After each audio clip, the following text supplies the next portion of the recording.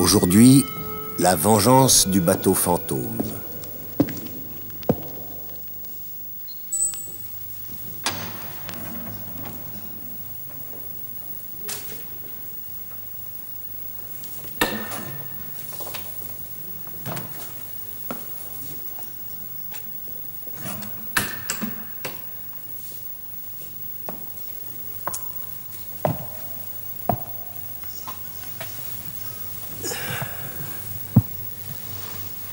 C'était autrefois, et il y a bien longtemps. Le marin battait la semelle sur les quais de l'un ou l'autre de ces ports où il fait si bon s'abriter quand claque le grand vent du large, du côté de Cherbourg ou de Saint-Malo, peut-être. On ne sait plus lequel, mais qu'importe. On dit qu'il s'appelait Le Gall, qu'il ne croyait ni aux superstitions, ni aux légendes, et qu'il partit un jour sur la mer. Il avait tant et tant rêvé d'embarquer à bord d'un de ces grands voiliers qui pavoisaient dans le port, des navires superbes, finement gréés, coiffés d'une chevelure de voile blanche.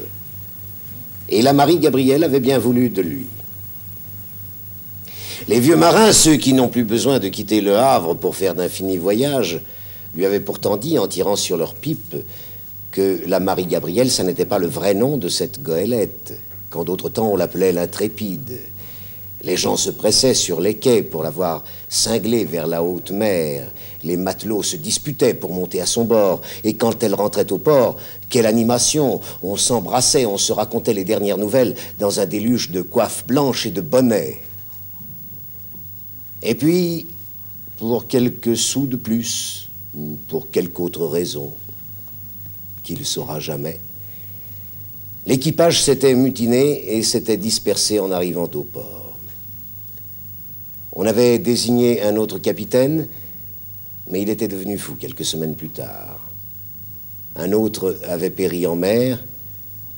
Quant au troisième, on l'avait retrouvé mort au pied du mât de misaine. Alors nul n'avait jamais plus voulu prendre la mer sur l'Intrépide. On avait vendu la goélette et on lui avait donné un autre nom. Tout ça, ça n'est rien de bon. Quand on change le nom d'un navire, ça n'est rien de bon. Ça porte malheur. Et le Gall n'allait pas écouter ses radoteur. L'idée de partir, de naviguer, il l'avait toujours eue, bien ancrée dans sa tête. Et lorsque la Marie-Gabrielle s'était élancée, poussée par un bon vent, le Gall avait oublié toutes ses sornettes avant même que la côte ait disparu à l'horizon. Et puis un jour, mais c'était peut-être la nuit, et si c'était la nuit, elle était venue de bonne heure. On ne sait plus très bien. Ce que l'on sait, c'est que la Marie-Gabrielle avait vogué 2 jours déjà sans le moindre rayon de soleil, 2 nuits sans lune, sous un ciel soudé à un horizon bouché, sous des nuées si basses que les têtes des mâts s'y perdaient. 2 jours déjà que la Marie-Gabrielle glissait comme un gigantesque oiseau blanc dans une lumière de misère. Soudain, la voix du capitaine avait déchiré le silence ouaté qui entourait le navire. « Tout le monde sur le pont, parez à manœuvrer, parez, capitaine! Barre à tribord, toutes !» Et chacun regagnait son poste à la hâte. Les bordées de repos grimpaient sur le pont. On ne discutait pas les ordres du capitaine. Visage taillé à coups de serpe, barbe de feu, on disait que le vieux avait le cœur lavé par toutes les tempêtes. Le Gall n'avait même pas eu le temps de gagner l'avant-pont. Il se sentit catapulté en avant, tiré en arrière, et finalement entraîné dans un tourbillon d'une puissance inimaginable. Aveuglé par des paquets de mer qui lui brûlaient les yeux comme des tisons, il roula sur lui-même, encore et encore. Son sang se glaça à la pensée que sa tête allait peut-être percuter quelque treuil ou l'un des mâts. D'ailleurs, était-il seulement encore sur le pont? Il était tant et tant trempé et bousculé de tous côtés. Qui sait s'il n'était pas passé par-dessus bord pour s'en aller poursuivre solitaire sa route dans les flots déchaînés. Il lui semblait entendre déjà le hurlement de la vague qui lui apportait la voix des marins disparus en mer. Soudain, un craquement. Une douleur fulgurante, l'impression de sombrer dans le néant. À travers ses paupières brûlées d'eau salée, le Gall aperçut la rambarde de bois verni de la goélette. Il comprit que sa tête venait de heurter un treuil.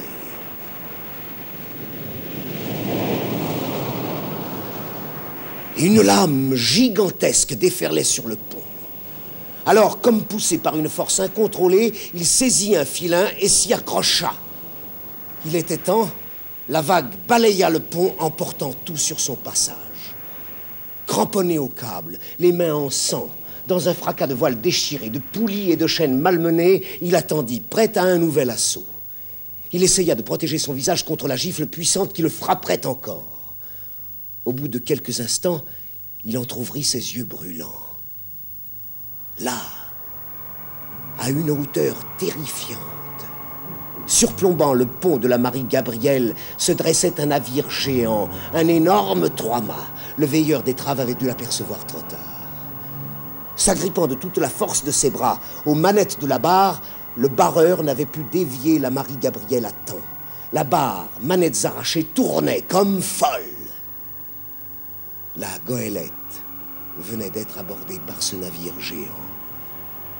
Déjà, elle filait sur tribord, gîtait comme un immense oiseau blessé.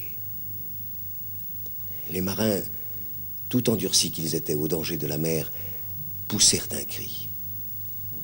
À leur poste, plusieurs d'entre eux gisaient morts, écrasés par quelques vergues. « À mettre les baleinières à l'eau !» hurla le capitaine. Bientôt s'y entassèrent tous les hommes, du moins ceux qui étaient encore vivants. Les autres, on les abandonna. Tandis que les chaloupes faisaient route vers le 3-mâts, le Gall regardait son beau navire. Il le vit, toujours penché sur tribord, s'enfoncer dans la brume. Il s'en allait rejoindre le pays d'où les bateaux ne reviennent jamais. Les yeux des vieux loups de mer, ses compagnons se voilèrent, lui serra les mâchoires et ne dit rien. Après avoir recueilli les naufragés, le 3-mâts reprit sa route cap à l'est. Le capitaine de la Marie-Gabrielle s'était retiré dans le carré des officiers avec celui du navire. La brume était toujours aussi dense et le Gall ne parvenait pas à distraire ses pensées de la Marie-Gabrielle.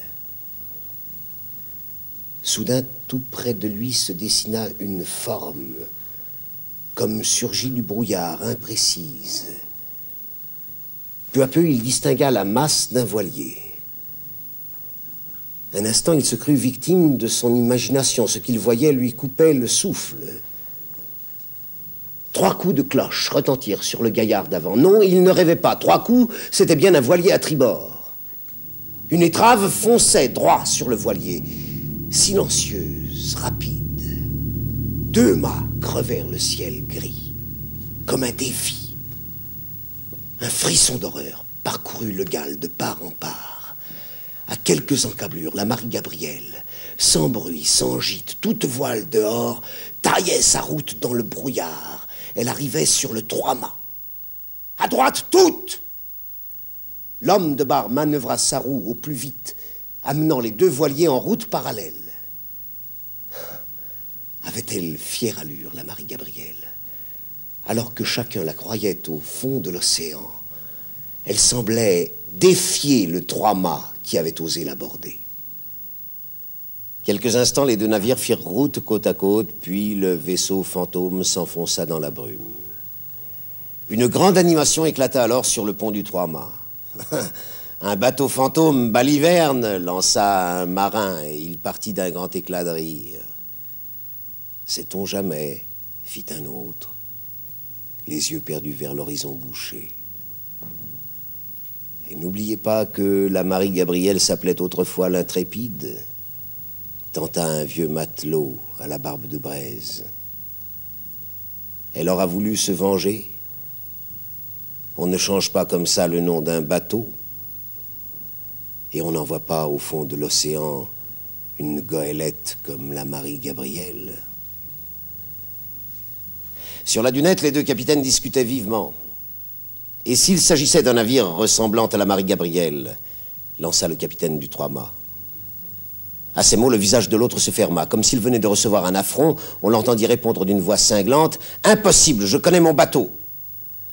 Alors, quelqu'un sera resté à bord, hasarda encore le premier. « Non, tous les marins vivants sont là !» Personne n'était dupe. Chacun savait bien que c'était la Marie-Gabrielle qui avait surgi de la brume. Dans son émoi, le Gall n'avait pas eu le temps de lire le nom qui s'étalait sur la coque du bateau, mais il avait reconnu la figure de proue. À l'avant, il avait bien vu les deux serpents entrelacés autour d'un visage percé de larges yeux féroces. Mais il en faut davantage pour effrayer les rudes gars qui sillonnent l'océan. Le Trois-Mâts déjà reprenait son cap. Sa rencontre avec la Marie-Gabrielle rejoindrait ces légendes de bateaux fantômes que l'on raconte dans les tavernes de Cherbourg ou de Saint-Malo devant un café noir arrosé de rhum. Soudain, le cri du veilleur perça à nouveau le silence. Tous les regards scrutèrent l'épais voile blanc qui entourait le navire. La Marie-Gabrielle déchira la brume. Elle se rua sur le Trois-Mâts, le frappa, brisa net l'avant de sa poupe et des éclats de bois volèrent à plus de 10 pieds de haut.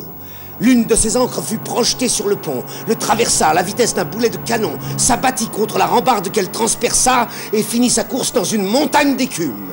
En un éclair, les deux hommes qui travaillaient dans l'artimon disparurent dans les vagues avec la voile et le mât.